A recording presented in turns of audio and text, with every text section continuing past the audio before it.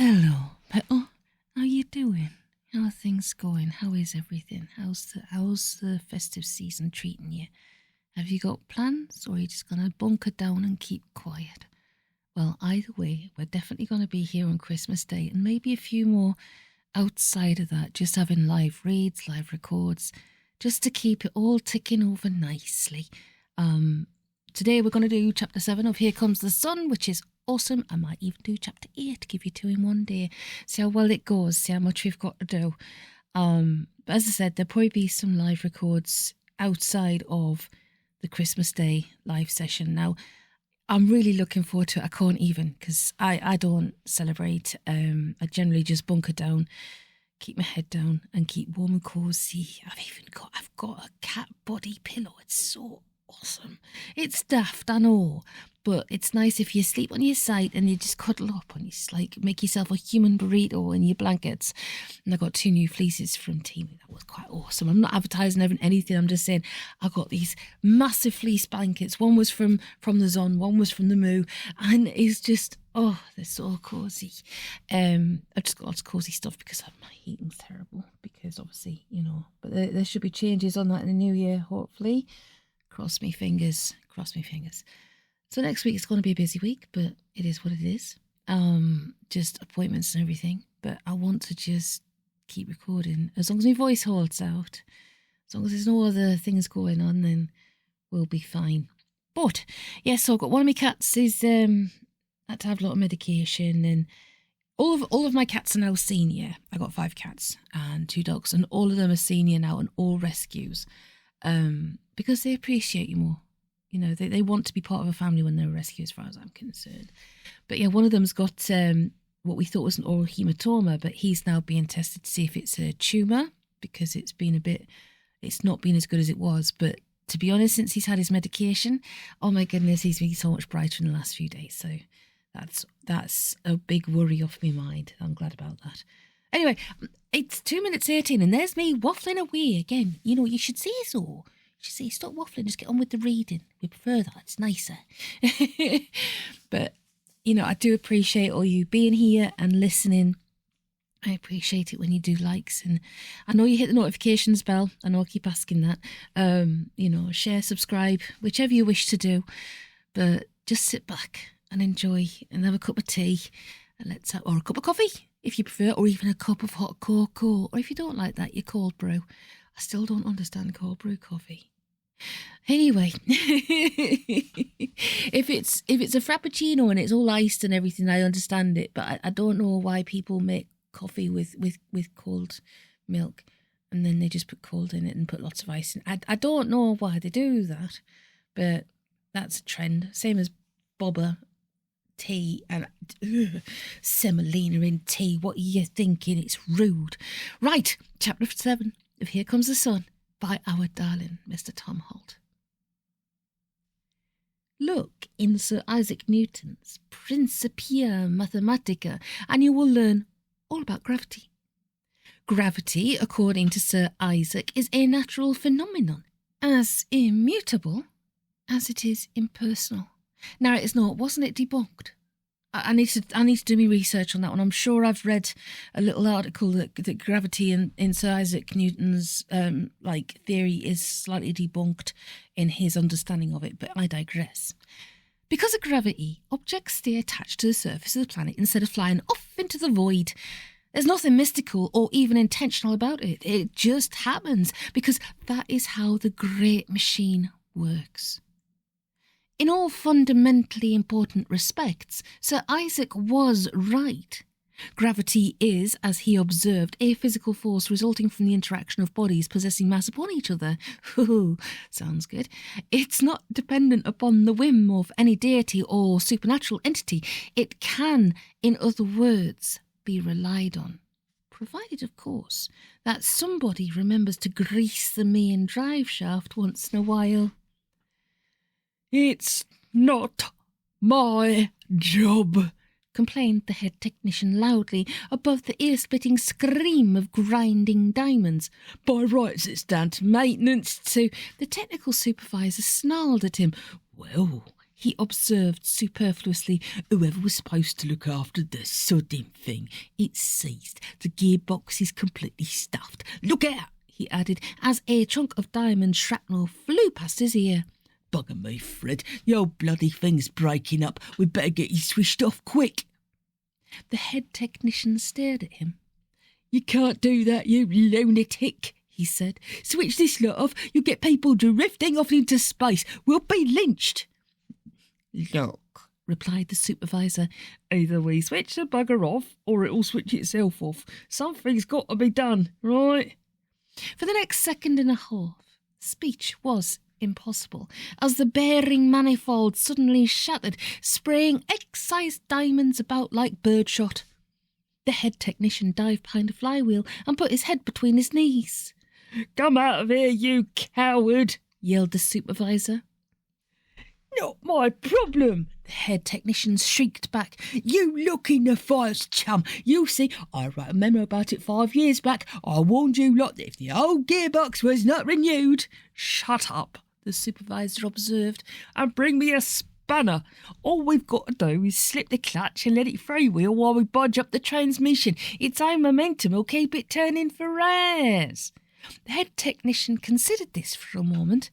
"Bollocks," he opined. "It'll just grind to a halt, and then you'll have all the mortals floating upwards yelling at us. You may not give a toss about your pension, chum, but—" The ball rears chose that moment to fuse, filling the air with a sparkling cloud of diamond dust.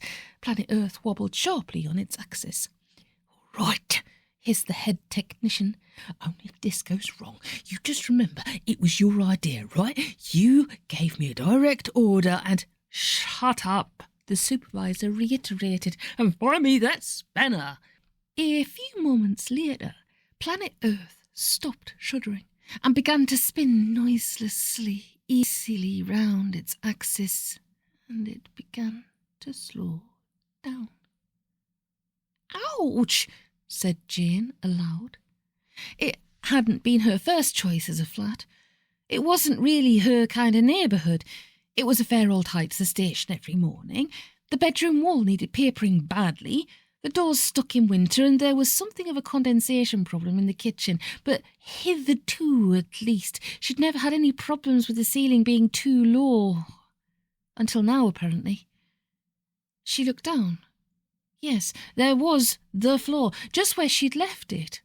There was her furniture, same old furniture, mostly the unsuitable and heterogeneous offerings of relatives and friends, except that previously it hadn't shown any signs of wanting to jump off the ground and float about the place like a shoal of dazed tuna.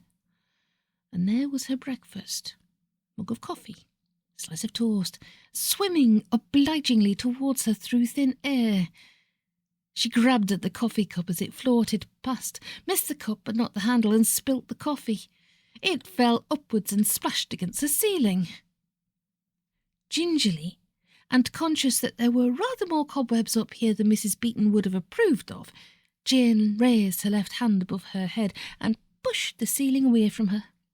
She felt herself bob downwards for a few feet, and then the current, or whatever the hell it was, caught her up again and lifted her slowly upwards.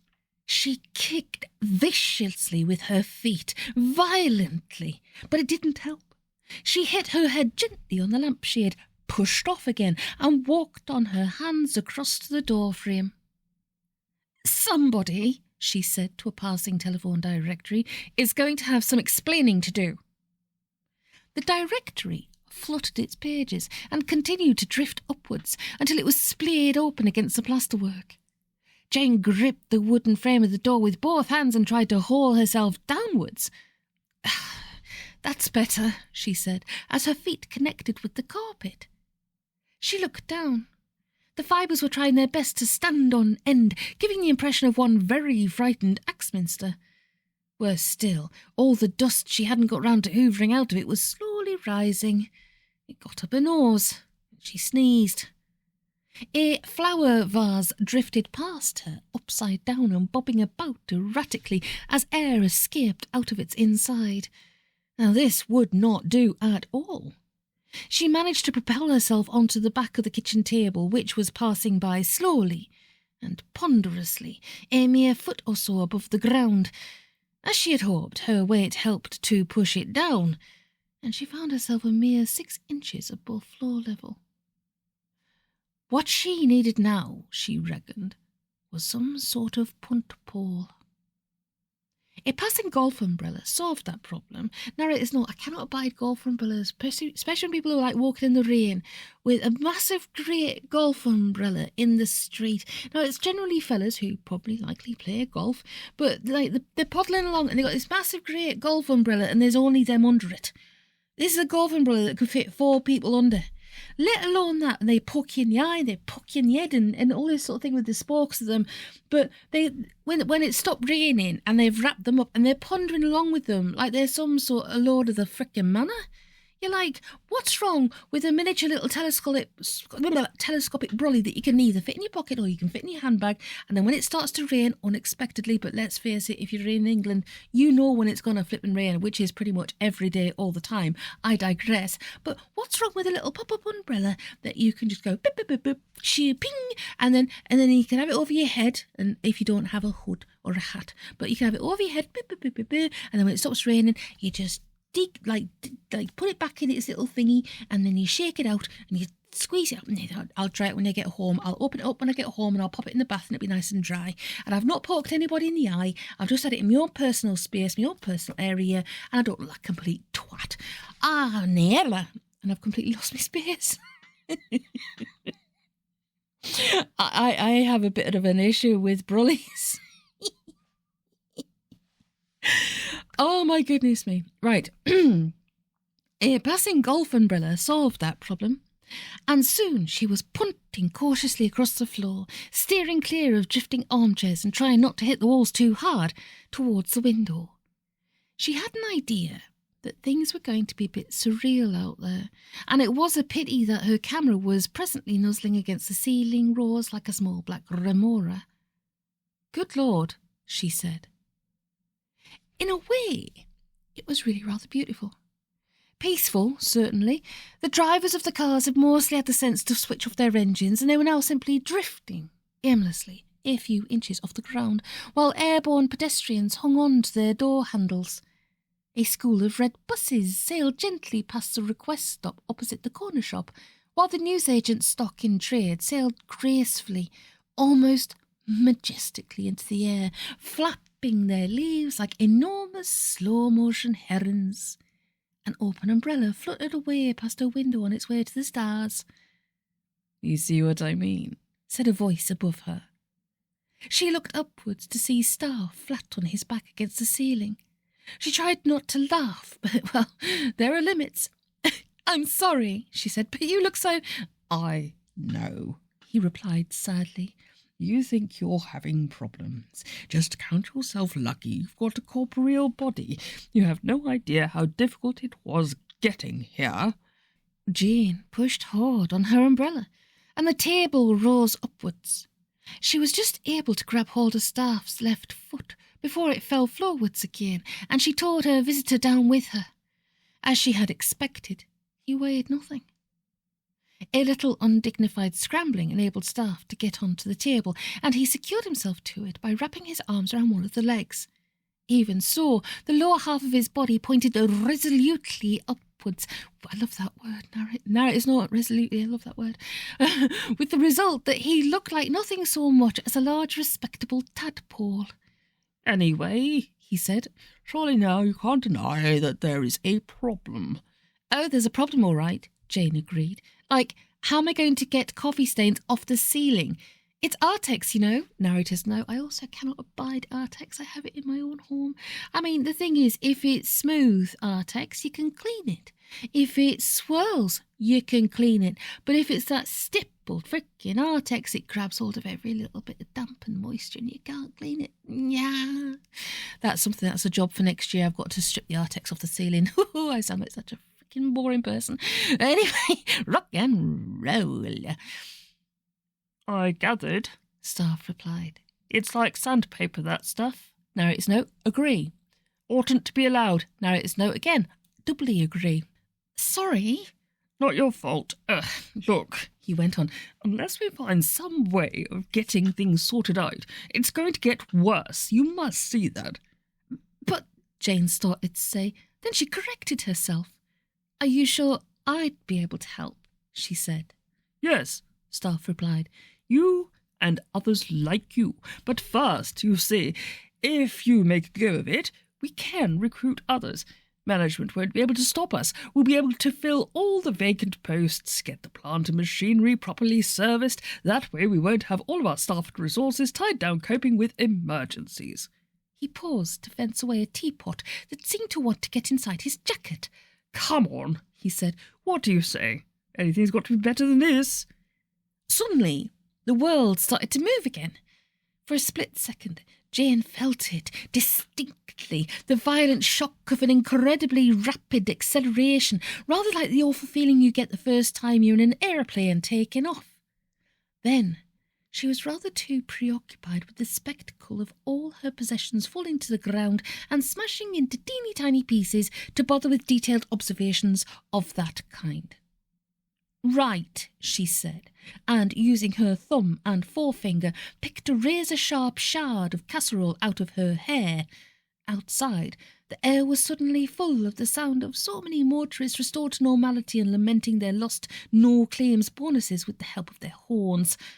The last glossy magazine twirled a few times in the air and flopped to earth like an exhausted pigeon. You're on, she said. Tell me, said Gustav tremulously, all about it. The fire burnt low, so that the interior of Gustav's small but cosy cottage became full of deep shadows, each one a curtained doorway into hostile infinity. Using his teeth only, Bjorn removed the crown cap off a bottle of Carlsberg and spat it accurately into the grate. Not a lot to tell, really, he said. I applied for the job, got it, tried it, didn't like it, told them to stuff it, moved on. Simple as that. Said Gustav. Yes, I suppose it is, really, but tell me, he went on, overcoming his feelings of acute apprehension. What was it really like, being an angel, I mean? There was a silence. A huge, heavy, abrasive silence you could have ground corn with.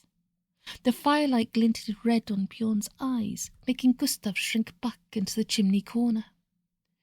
You ever call me that again, Bjorn growled, I'll pull your lungs out through your nose and make you eat them, okay? I'm very sorry, Gustav squeaked. I got the impression because, Bjorn went on, we don't like that name, right? It is a Ponzi name. Makes you sound like a right fairy, being called that. He paused to glower savagely into the fire. Makes you think of little lacy dolls with wings and Christmas trees shoved up their juxies. Anybody tries that with me, they'll get what's coming to them. Understood? Understood. Fine. Bjorn took a long pull of beer and burped assertively. Narrator's note. To burp assertively. Vision images.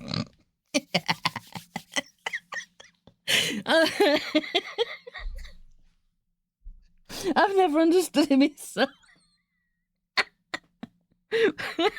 Do any of you burp assertively? Oh, that's...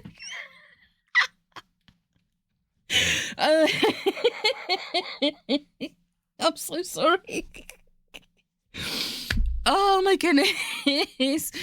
Oh. Okay, I digress. The lads and me, we used to call ourselves the boys from the blue stuff. Sounds better, you know, meaner, more macho. And we didn't fart around playing harps either. Absolutely not, Gustav agreed, nodding furiously. Right on, he added.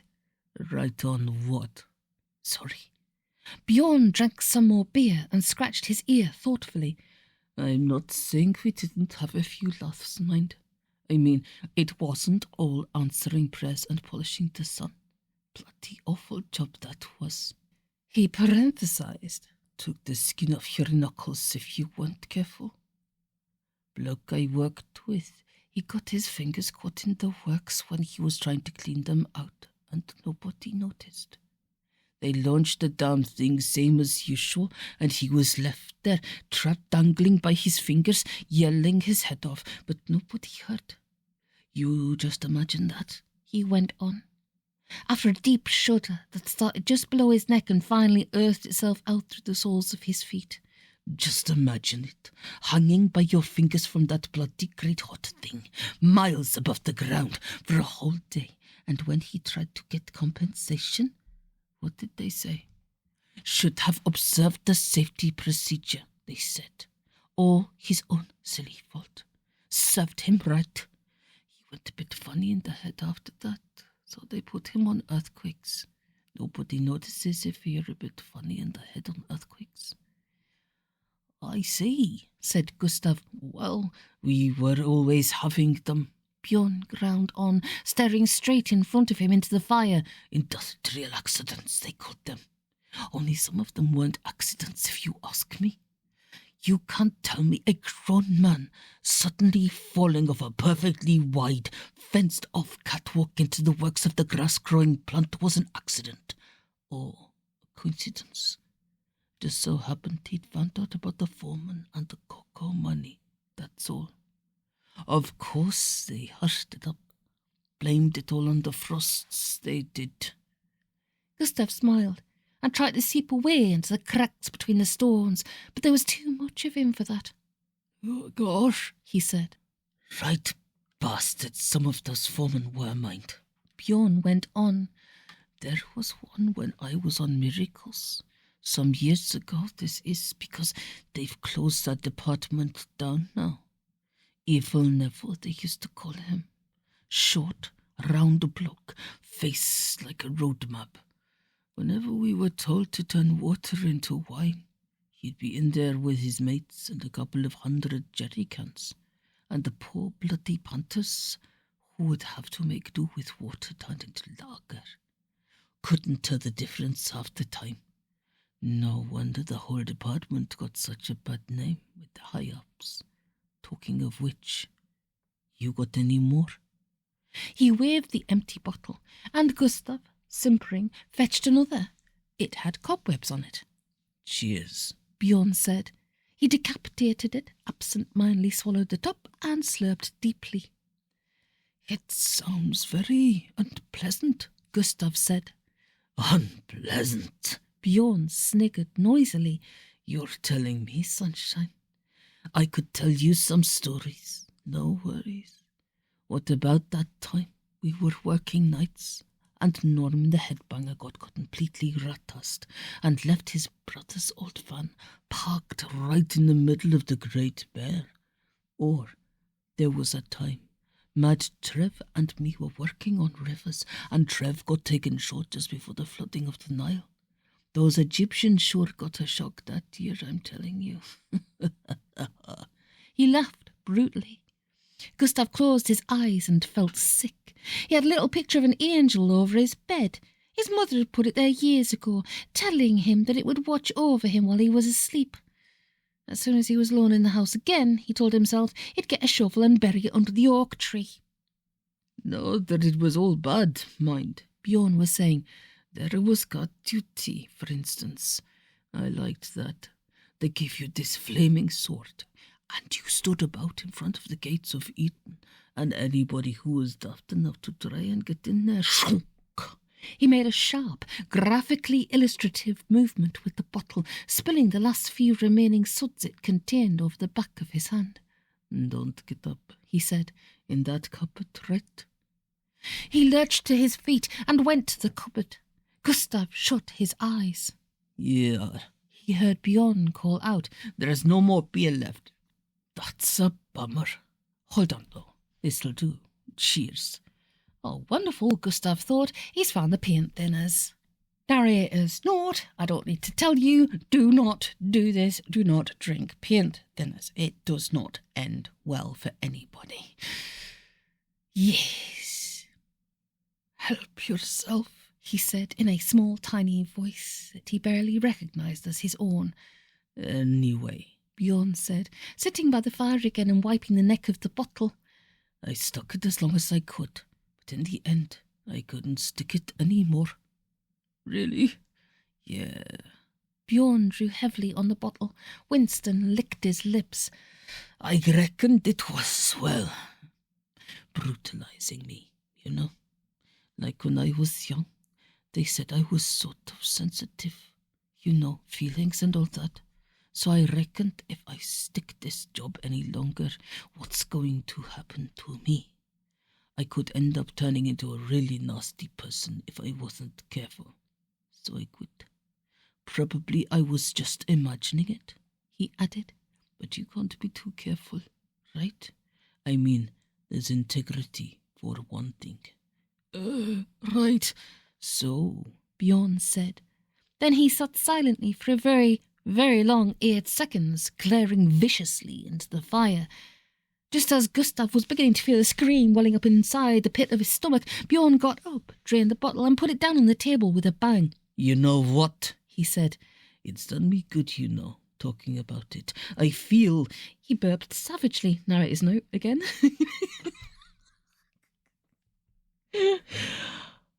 Much better now. In fact, we must do this again sometime, right? Gustav closed his eyes. On the one hand, his mother had told him never to tell deliberate lies. On the other hand, his mother had told him a lot of stuff about angels that had turned out to be rather wide of the mark.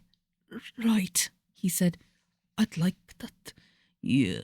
Bjorn rose to his feet, groped for his axe, and staggered clumsily to the door.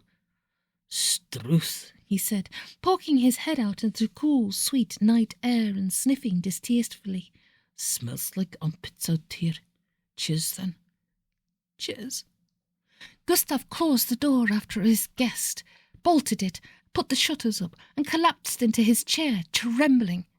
From the distant village street he could hear the distinctive sound of a man with an axe playing try-your-strength games with the village pump. He winced. The picture of the angel disappeared from above Gustav's bed shortly afterwards, and was replaced by a Pirelli calendar. Oh, said the charge hand. Far below, an enormous brown snake of muddy, foul-smelling water thrust its snout into the gaps between the skyscrapers. Apart from the occasional crash of falling masonry, the great city was quite astoundingly quiet.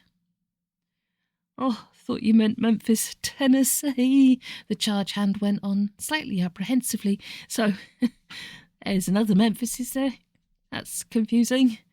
Isn't it? His superior replied through tight lips. Sorry, perhaps I should have explained a bit better. I thought it'd be a clear, even to a complete idiot, that when I said flood the Nile as far as Memphis, I meant Memphis, Egypt. Obviously, though, I was wrong.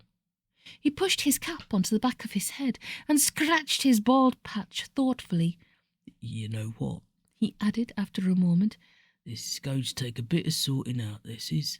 I mean, he went on, just to take the small details first, there's your crocodiles, right? Crocodiles? Crocodiles. He pointed. Must have got swept along with the current or something. Look, there's one now, just crawling up the steps of the fire department building. Oh, yes. I can just make it out. Gosh, that's... And in 10 minutes, his superior went on, when we whack all the pumps back into reverse and start draining the water away, there's going to be a lot of them left behind, isn't there? Right? But his superior went on. That's really a minor point, and probably nobody's going to notice, what with the rebuilding the whole goddamn city and flying in emergency aid and whatnot. Still, I just thought I'd mention it, that you have the fully rounded picture, so to speak. Right, the charge hand nodded. Got that. There's also... His superior went on, his face gradually tightening like an overstretched guitar string.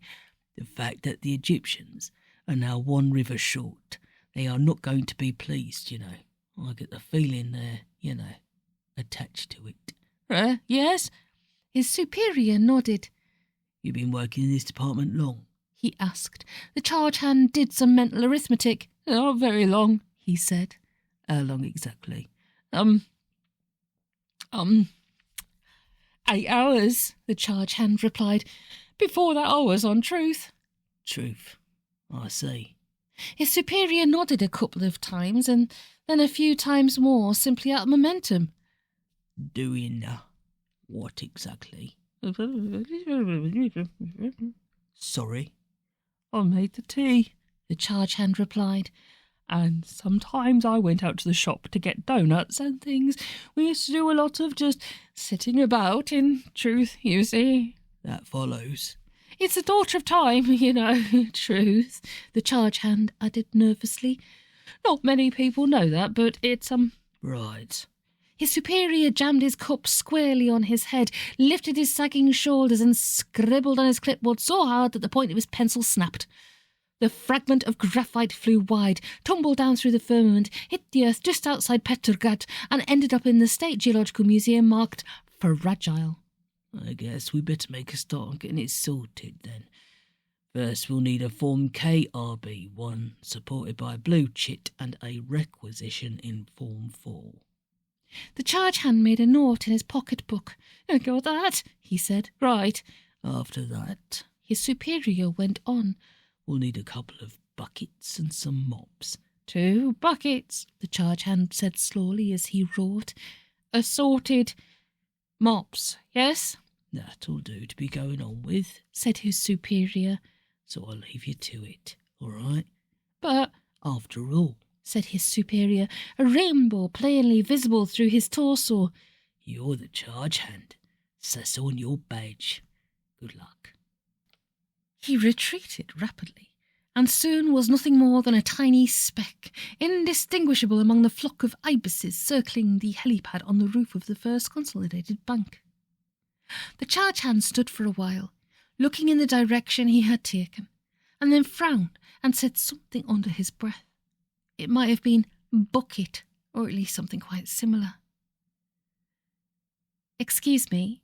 The charge hand turned to find a smallish female mortal standing behind him. She was wearing, he noticed with mingled amazement and disgust, a bright blue lapel badge with Inspector written on it. Where did you get that from? He demanded. The badge, you mean? Jane said. Oh, a man gave it to me, a man by the name of Staff, if that means anything to you. The charge hand blinked 4 times and said, Oh, and then took off his cap. How can I help you, miss? He added warily. Jane looked down at the city below her. Out of irresistible force of habit, the mighty river was depositing its massive cargo of alluvial silt in through the windows of third-floor offices. She wasn't quite sure what the people in those offices did for a living, but she was prepared to bet money that it wasn't growing rice. It's more of a case of how I can help you, she said. You see, I've been assigned to help, Jane explained. I'm new, you see. It's a, She searched the back end of her mind for the right phrase. It's a management training program. I'm here to learn the work of various departments before I'm finally placed where they think I'll be most suitable. I see, said the charge hand. You know something about tidal rivers, then? Not a great deal, Jane replied. I had a sort of idea that they aren't supposed to flow slap bang through the middle of major urban thoroughfares, but maybe I'm a bit behind on the latest developments. The charge hand sat down on a lump of scrap cloud, put his index finger in his ear and wiggled it about a bit. If that's irony, he said, then it's not allowed. There's strict rules about irony.